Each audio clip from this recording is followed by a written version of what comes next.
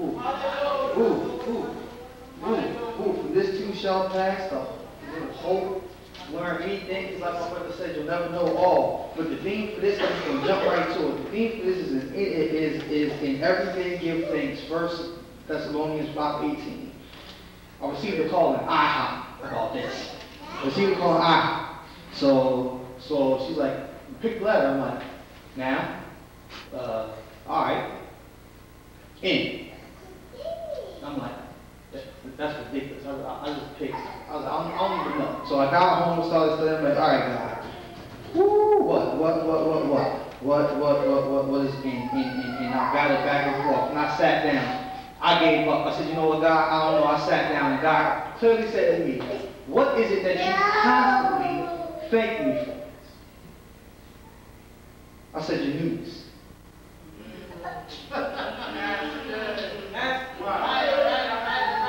I said, your newness. Then he would battle back and forth because newness, I'm thinking newness and new is the same thing. So I'm like, new, he's like newness. I'm like, new, he's like newness. I'm like, new, and he's like, newness. And I'm like, what's the difference? God, what's the difference? Keep it on it, all right. It's not until he took me and showed me about new that newness, there's a difference. I'm going to tell you the difference. There's a difference between new and newness. And God is like, there's a difference. It's even in the English language. I know more about English than I've ever known in my life right now. Even going through English class, let me tell you something. Why is it newness? Why is it newness? Newness. Two different words. Newness. He's like, look it up. I'm like, but I'm talking to you. So he's like, okay. He's like, okay.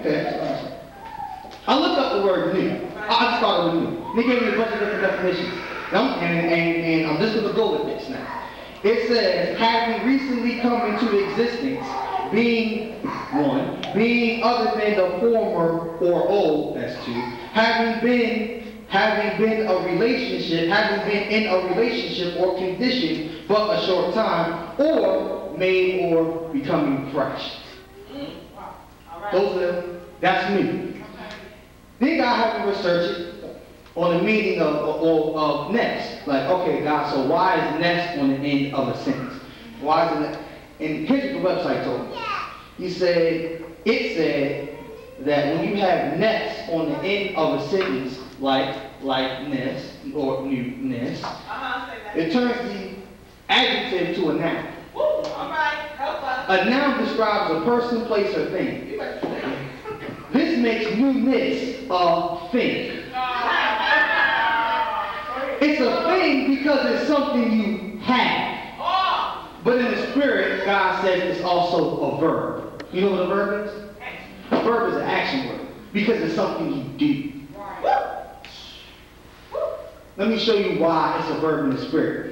Romans 6:4 says, you don't even have to go to it right now, I'll just read it to you. Romans 6:4 says, therefore we were buried with him, because you know I got 20 minutes. Therefore we were buried with him through baptism into death, just as Christ was raised from the dead by the glory of the Father, even so we also should walk in his newness. Walk is an action word. That's why we walk in his newness.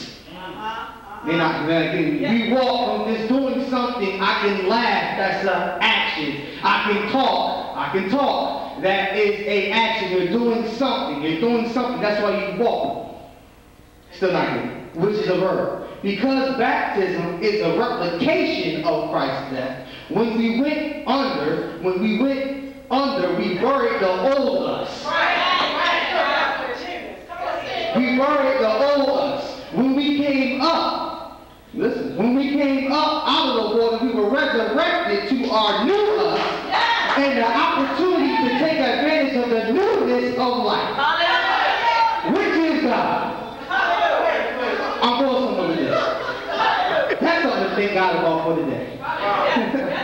The other side note is just like Jesus walked the Via Dolorosa. This is so great. This is so great. God really showed me so much stuff.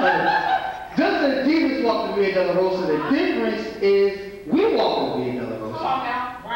The difference is our life before we came to God. So before we came to God, we walked It may have been 16 stations, 20-something stations, but it don't matter. Because our past life, the Via Dolorosa is what took us to the cross. So it's the road that Jesus took to the cross. So, since our sins are on the cross, that's where Jesus is. It's our life. It's what took us to come to God. And y'all don't believe me. Some of y'all out there like, yeah, right. How did you want me? Let me show you. How many times have you felt like the world spit on you? Called your names. Threw rocks at you. Beat on you. Knocked you down. Kicked you so hard, beat you so low, that all you had left was to come to God. Wow. That's our Via Dolorosa. I'm going to give them, thank God for the newness of life. I'm telling you, I ain't going to be 10 minutes out of it. I'm telling you, get it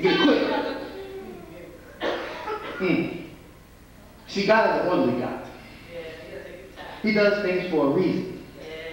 There's a difference between newness and new. Now I'm about to show y'all. Newness is consistent, ongoing, never changing. What I mean by never changing is going back to the old. If you do that, that means you're not walking in newness. You're walking in the new. Because new gets old.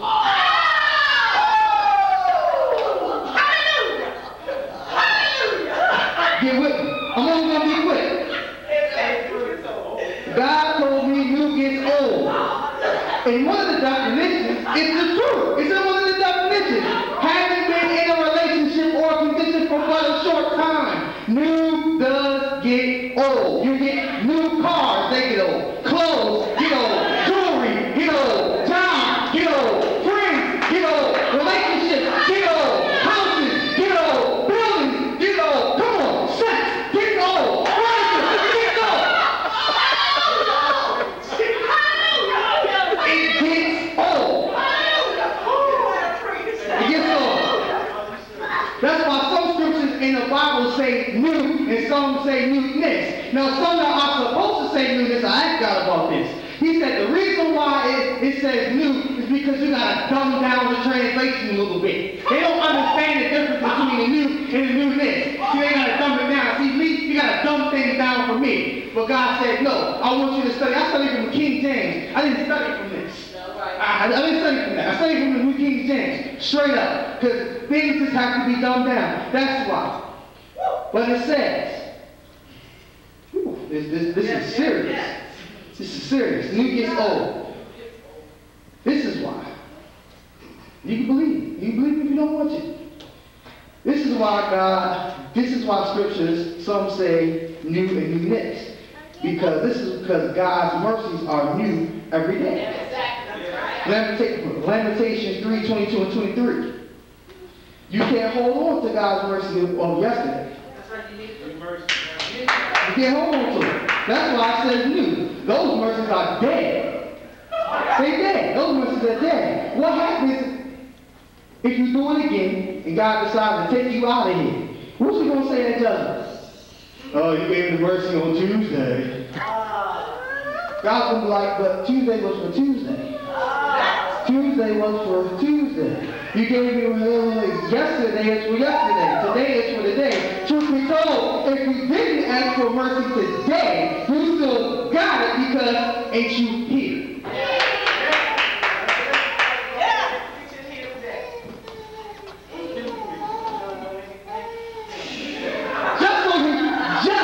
Just so he can say it today.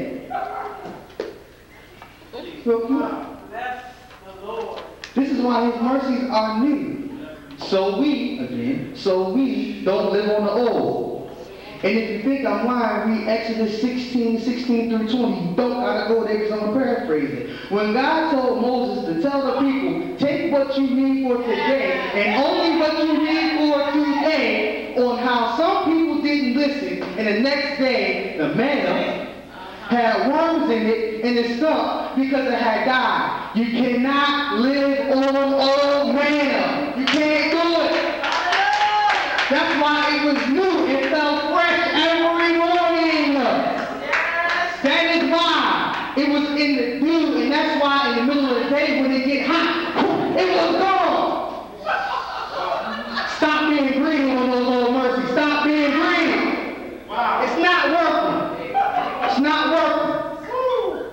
Can't live on old manna. Thank God for everyday new and consistent newness. When I hear everyday new, I think of fresh and clean.